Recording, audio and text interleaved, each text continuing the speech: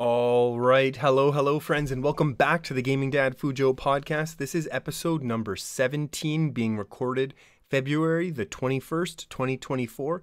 I am Fujosevich, your host, former professional Hearthstone player, current analytical chemist working in the pharmaceutical industry. This is a place where we talk about all of the gaming and related sci-fi type of movies, shows, topics, sports, things that we used to talk about when I was regularly streaming and uploading daily YouTube videos, except instead of interrupting myself with gameplay, now I'm going to be interrupting myself with other topics. In this episode, we will be talking about Nintendo 64 Rom Hacks, WrestleMania, Season of Discovery, and so much more. Let's get started.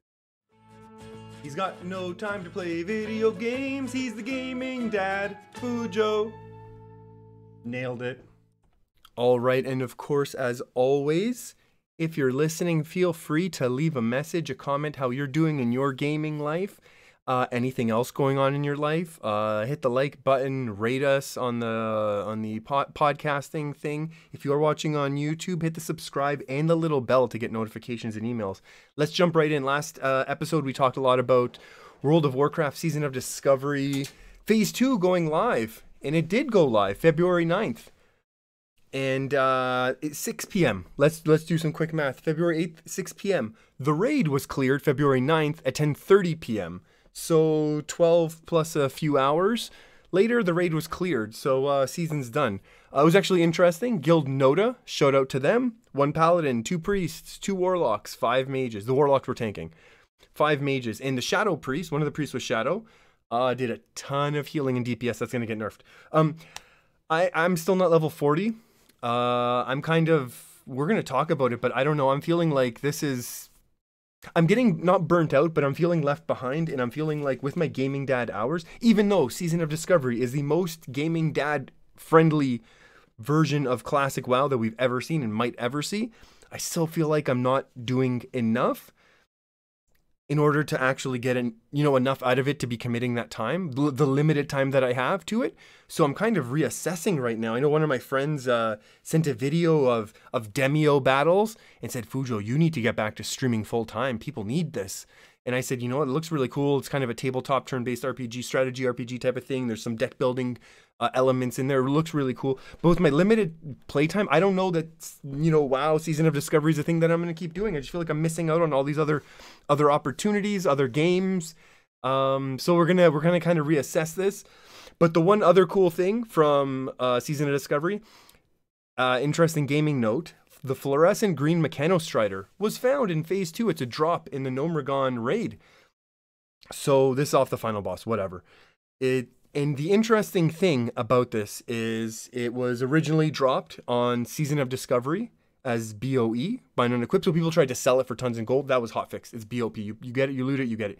So the reason why this is so interesting is there's only ever been one of these to have ever existed before on the WoW servers. It was originally given to a player called Narsh by a GM. It was an accident.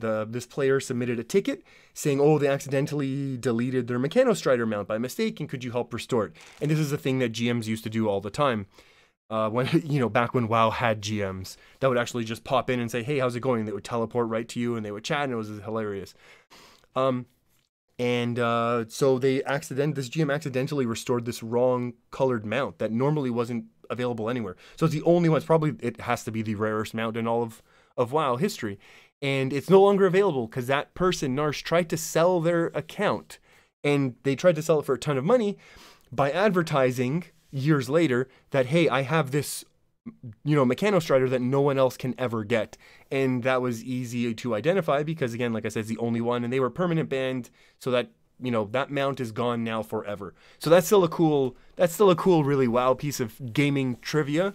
And so now they've kind of brought it back. A Season of Discovery is all about discovering this stuff. And if I do stop playing, I think I'm going to really miss, my prediction for Season of Discovery is that we are going to rediscover Alterac Valley in its original form. That's 100% my prediction of what will happen, because they're going to revisit all this stuff. And people were asking that when Classic originally was released, and I think it's going to happen, and people are going to both love it and really hate it at the same time because it's way different than what people are used to. But I definitely think that's coming. And I think that might be all we talk about now for Season of Discovery. I think I'm going to probably get into other stuff by the next time we talk, but we'll see. We will figure all of that out. We're going to switch topics. Hockey. So this happened right after we spoke last time. February 10th, the Leafs lose to the Ottawa Senators. Ottawa scores an empty net goal in the dying seconds of the game. They're up, 3-1 or 3-2, and Ottawa scores, making it 4-2, something like that. But they didn't just score. Ridley Gregg for the Ottawa Senators took a slap shot into the empty net, which, hilarious, putting a real exclamation point of, go bleep yourself, Toronto. And then Toronto Maple Leafs defenseman Morgan Reilly took offense and said, I don't think so, and went after him. Really high cross check, definitely bounced off the shoulder and hit him in the head. No injury, thank goodness. It's a scary stick, cross checks to the head, never good. Don't support that, but I do support, a tough game. Hockey's interesting that it can kind of police itself. And it was really interesting seeing the reaction to this. Oh, how dare a Toronto Maple Leaf do this? When the Leafs are known for being soft, the Leafs would never stand up normally. And if the Leafs hadn't done anything, like they haven't in the past, last playoffs, poor Matthew Nyes, 17-year-old, I know I'm exaggerating, he was 21 or something, college graduate, gets body slammed, injured, knocking him out of the playoffs, and no one does anything. None of the Leafs do anything. So here there's actually a physical response. And the thing is, every former player, current player are kind of like, well, yeah, stuff happens. So I think like a lot of players kind of understand, like, yeah, the Ottawa Center, Ridley did something, which cool. You can put the exclamation point on that victory and beating the Leafs. That's fine. But then also you have to understand hockey's physical and there's going to be a response. And obviously that's not the level of response. Cross-check to the head is not what anyone wanted to see. It was petitioned. It's the Leafs. Of course, the petition for the suspension was petitioned, I should say. It was denied, of course. Why? How could that ever be?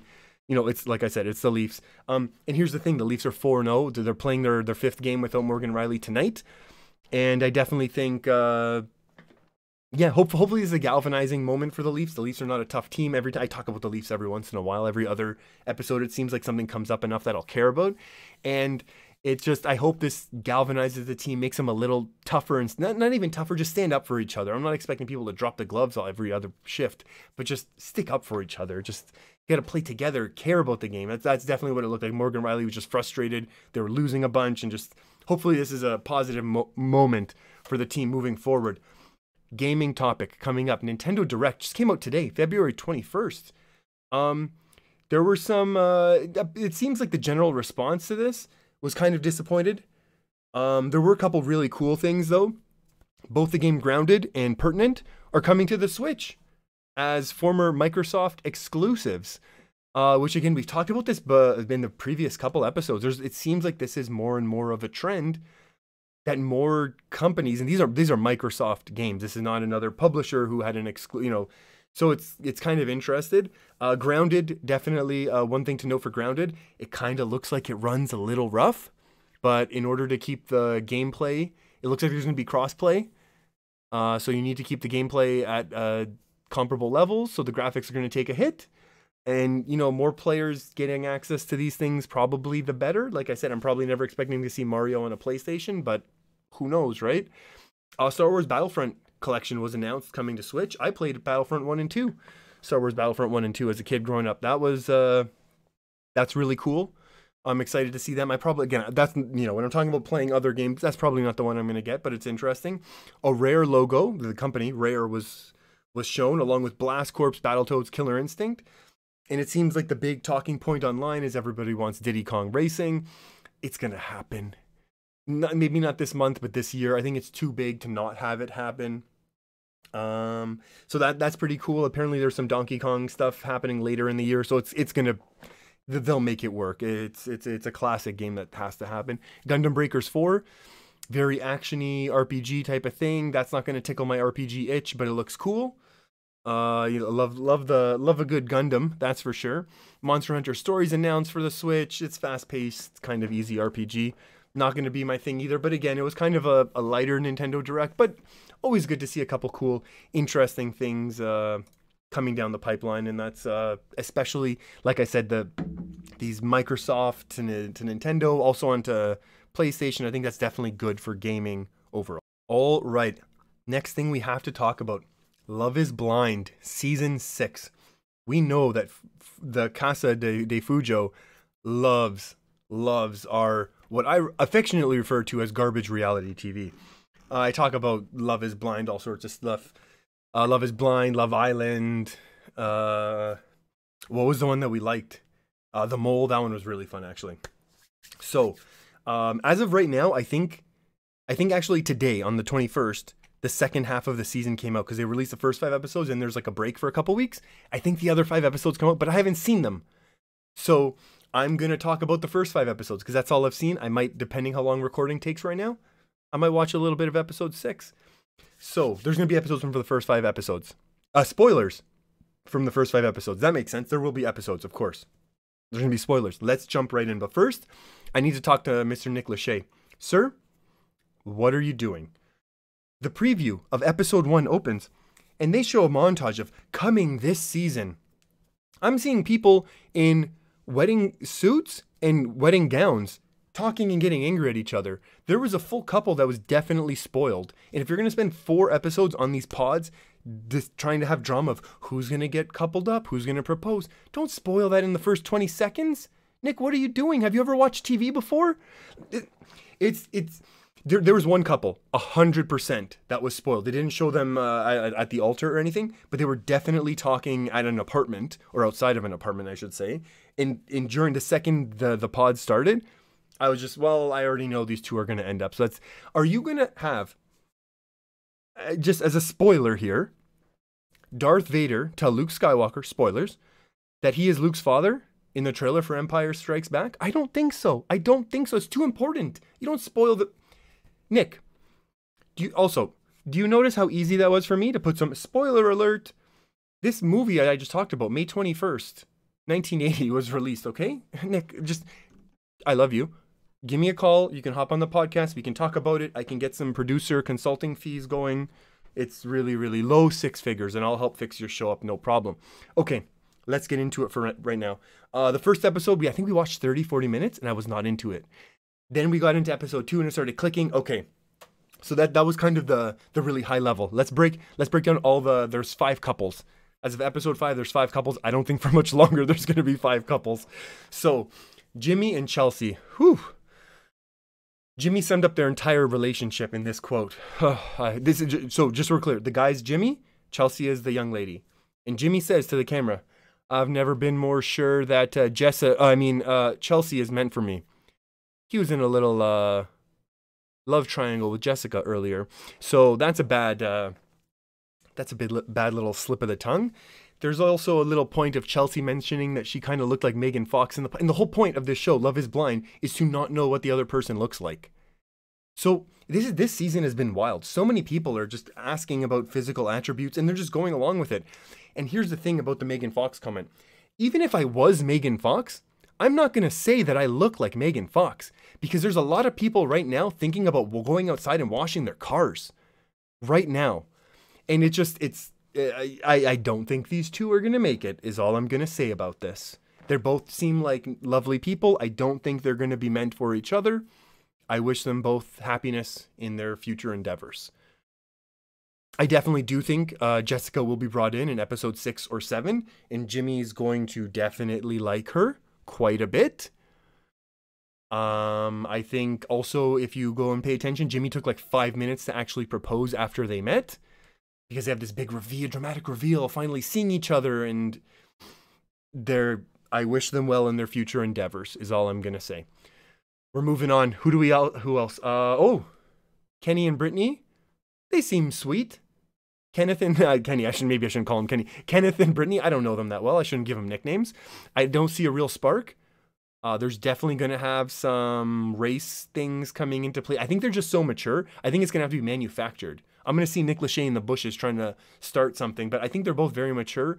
I could definitely see something growing between them.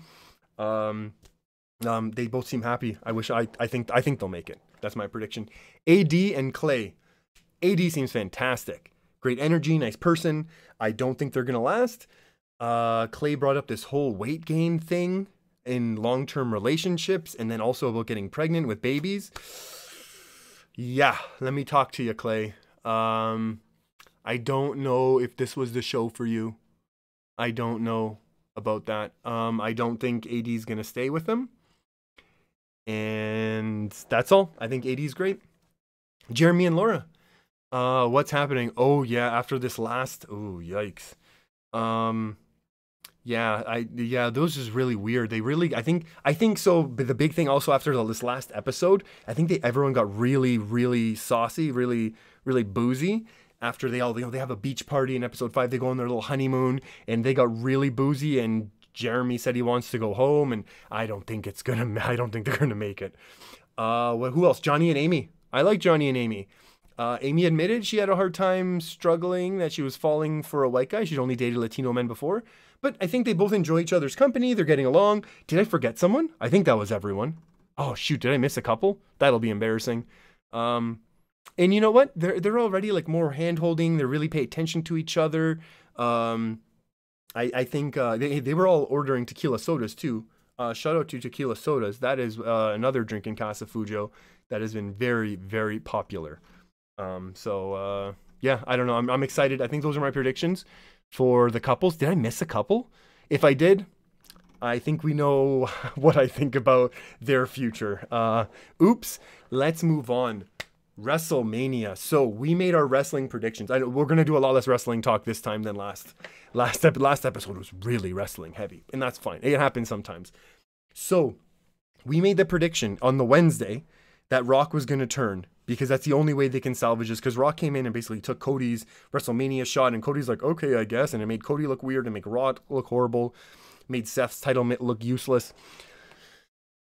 The next day after I recorded was the Thursday, and there was a WrestleMania press conference. And that's exactly what happened. Rock fully turned heel. He called out people who were complaining, calling them Cody crybabies. Cody comes out and officially challenges Roman. Rock blows up getting angry. He's swearing, full on swearing at Triple H, which is incredible. He's a bleeping fix this, you better bleeping do that. CM Punk was at the event, even though he's all injured. His arm is all robotically tied up and stuff. He was excellent on the mic, so that was fantastic to see. Triple H comes out the next night, so that was the Thursday. The Friday when the last episode actually got released, and Triple H addresses the crowd. He says, we're on the road to WrestleMania, and everyone better get in line and know their role. And this massive pop, because he starts using the Rock's line against them. Got to know your role, all this stuff. And it was really, really cool. So it's also incredible because there's so much Triple H and Rock animosity from 10, 15, 20 years ago, so that was really cool. There's a ton of Rock stuff being posted, and Rock and Triple H. There was a montage of just Triple H and Rock staring each other down. It was like a 4-minute video. Just one of them would be in the ring, the other one's music would hit, and they would just stare at each other, and the crowd would be going wild. It was 2009 to 2011. Crowd would just be going wild. And then The Rock would do this incredible, the sideburns. His head would turn quickly to the crowd, then the mic would come up while he's not even looking at it. It was fantastic. Let's see what happens all since we talked. The next Raw after that, Cody was in the ring. Seth comes out. He's, I'm going to help you. Stone Cold has tweeted, Instagrammed out the, just random stuff. So there could be all sorts of wild stuff happening. And then later that week, there was a report that apparently this whole heel turn was The Rock's idea all along. He always was going to back out of the main event, but I think that is The Rock's PR team 100%. Because let's be honest, Rock has the squeakiest, cleanest PR team ever. And I don't think he wanted to do this, but honestly, I think it's very good genuinely, I think it's fantastic for The Rock, because then The Rock comes out on SmackDown, the next SmackDown on the 17th, and he's wearing vintage Rock t-shirt, cheap shirt, but he has the sleeves ripped off because he's, current Rock, so no sleeves, right? And to be honest, if any of us looked like that, we wouldn't ever wear sleeves either. Why would The Rock ever wear sleeves? Doesn't matter what the temperatures. I wouldn't wear sleeves. I get it. Rock comes out, and this is the first time in 15 years, it was actually The Rock in the ring, not Dwayne Johnson. It was so cool. The only thing The Rock used to talk really slow and deliberate. And then he'd have a quick movement. And then the mic would come up while he's not even looking at it. It was and he was missing the sideburns. If he grows the sideburns out, I don't know what I'll do, but I'll lose it. I will love it. And Rock was just, he was doing all the classic stuff. He was saying, you know, if you smell, and then he would stop instead of doing the if you smell, and everyone, and he's like, no, he's yelling at the crowd. This is not sing along time with the Rock. It was fantastic. And again, it is 100% allowing the Rock to be that bad guy that, let's be honest, he's fantastic at. He is and like I said, this is good for the Rock. Every movie he's in, he's kind of just Dwayne. Right? When he's in Fast and the Furious, he's just Dwayne. When he's in Skyscraper 4, he's Dwayne. Jumanji with Kevin Hart, he's just Dwayne. This is actually giving him an opportunity to act and demonstrate once again, hey, I can act, and here I am the Rock. And he's clearly different as current day Rock than he was Rock 5 years ago, 10 years when he would make his little appearances every once in a while. So I think it's actually fantastic, and it sets him up for, like I said last episode, this fantastic turn, like he did originally on the Nation of Domination. He got everyone in the Nation Rolexes, and then he got Farouk this fantastic, huge picture of himself, which if he gives that to Roman eventually, it'll be hilarious. And then Solo and Jimmy are going to love their Rolexes in the back and be smiling. And why not repeat that same story from 25 years ago, whenever it was?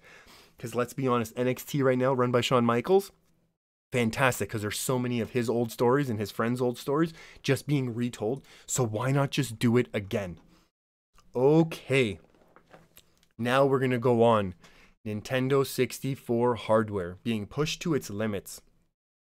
So there's a lot of N64 to PC emulators, ports, all sorts of increased, you know, you can kind of up the horsepower of these emulators, tapping into modern computer processing. This is not what we're talking about. We're talking about home brew software developers using the original hardware. This is 28 years later. 28 years after the original N64. So there's Super Mario. I'm going to pronounce it Kaze, however you want to pronounce it, is Super Mario 64 ROM hack with 60 FPS. Okay? That's not even what they got in the re-release. Okay? Just so we're clear. This is on N64 hardware, okay? They're getting basically GameCube-esque visuals on the previous generation. And so we're clear, this is, like I said, these are ROM hacks using original hardware. So this is not just, you know, using modern software. It's modern hardware. It's fantastic. A ton of optimization.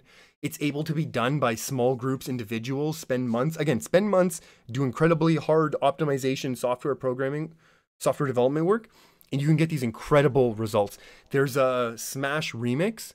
There's 30 characters available. They've added Dr. Mario, Sheik, Young Link, Mewtwo, Ganondorf, Banjo-Kazooie, King Dedede, Conker, of course, and Sonic. They added new bosses like Metal Luigi, because there's already Metal Mario in it, so why not add a Metal Luigi? That's super cool. Supersonic, Slippy, that's Star Fox, in case you didn't know. And then they have all these like modern Smash things. Like we talked about Smash a little bit in the past. They have, they have the air dodging, the random tripping, air dashing, charge smash, all this stuff. And they have all these settings you can enable or disable these things. It's so cool to see. There's even a 3D Mario game that copies the Mario Cappy mechanic from Super Mario Odyssey from the Switch, which is the Switch 3D Mario game. So it's really, really cool. So I kind of went on a bit of a dive, like looking into this. It's really cool. So apparently, the console, the N64, was actually this massive, like, giant, right? It was the most powerful of its age in terms of graphics and storage speed and how quick it can read, but it was limited by the cartridge capacity. So there was obviously this choice by Nintendo to go cartridges, which are very classic in what they were and are, as compared with the CDs. And that's why, Sony PlayStation at the time had multiple CDs, and you could have these multiple disc 3D games. But if you look at the 3D games, I never liked the PS1 graphics. I always looked at it and thought, well, that's just not that good. And it really wasn't. It just wasn't capable of doing as much. Some of these carts that I just mentioned, like for these games, they can be found online if you want. But the best bet, definitely, if you want to stay up to date in doing this, you can buy what's called an EverDrive. It's a cartridge that can basically, you plug in and you download the games, these ROM hacks on an SD card. And then you plug that, it's an actual cartridge, just has an SD slot in the top, and that goes into your actual N64. So it's your actual hardware playing whatever these people have programmed and coded. So it's really, really cool. And so I did a little research into this, into how some of this optimization, again, I'm not a computer scientist yet, but there's definitely a lot of limitations. And the big thing that seemed to come up is something referred to as texture caching. So the idea is, if you want to draw a polygon, which is your 3D shape, right? Then you need to load a texture onto it to give it some color or a pattern or something, or something to make it look like just not a gray block, which is, let's be honest, what they did in Star Fox a lot. Right? A lot of those ships are just gray blocks, and it's fine. Then some blue polygons, some blue like shapes. It's fine. 3D shapes. It's fine. And then obviously loading those textures from the RAM to your screen takes some time. And then you have to load the next one and stuff behind it and all of this takes time. And then uses to call it from the cartridge to memory, and then memory processing into screen and all that. So all of this takes time. It's a lot of computer science stuff. Computer stuff, quote unquote stuff. And so the N64 had 4 megabytes of RAM. Apparently, again, as I was reading on, there was this big discussion that kept coming up. Apparently it's 4.5, but that's a whole can of worms that I'm not equipped to talk about. Maybe one day. I love talking about this stuff and reading about it. Maybe I'll get more into it and learn more about it. But apparently there's 4.5, but effectively there's 4. And we know there was that memory pack that gave you 8. But think about what 8 megabytes is. 8 megabytes is nothing nowadays. And that's and that had to handle everything, right? That was your video, sound, your data, if you're saving, if you're, your stats, all that stuff, everything in 8 megabytes. Fantastic.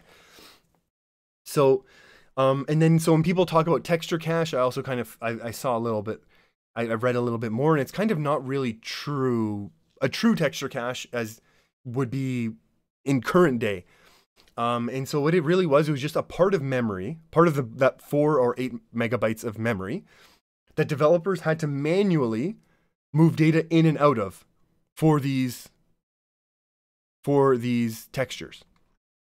And so it's really kind of constrained the way that the software developers and programmers could work with, but it really forced these innovative like tricks of that era. And I saw, this is not my phrase, but someone referred to it as, that's why a lot of N64 games have the same Vaseline smeared look, because of the way they handle this loading and in and out of memory. And that's not my phrase, but I thought it was really describes the N64 look very, very well. It really everything is kind of smeared, kind of shiny, kind of really, really works. I kind of liked it.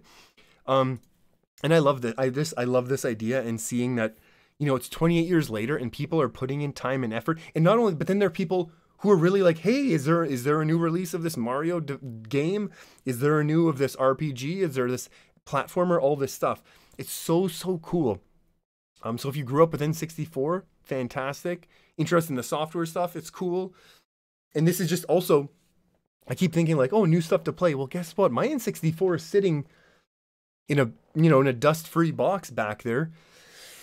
Maybe it's because I'm been so focused on the WoW stuff lately. And I don't regret it. I love the fact that I got in. I did a bunch of Phase 1 raids. I'm not regretting that. But there's a lot of cool projects like this that don't cost a lot of money to get into, that I'm kind of missing out on. I still haven't finished Tears of the Kingdom. I feel shame about that. There's lots of this cool stuff that are just like, well, maybe if I move away from WoW, we kind of can spread things out. And we've talked about this in the streams in the past. We'll talk about it more, about kind of branching out and what that can do and all that. That is going to be it for today, though. Thank you, everyone. Like I said, feel free to leave a comment, hit the like button, leave a review, leave a message, all that sort of stuff. Also, starting, is it tomorrow? That Bad Batch, the final season, and Avatar season 1 are coming to Netflix. We'll be talking, if that's tomorrow, we'll be talking about it. If it's the following Thursday, we will also be talking about it next episode. So that's going to be it for today, friends. I hope you are all having a great morning, afternoon, or evening, wherever and whenever you are. Stay safe out there, be good to each other, and we will talk very, very soon. Bye-bye.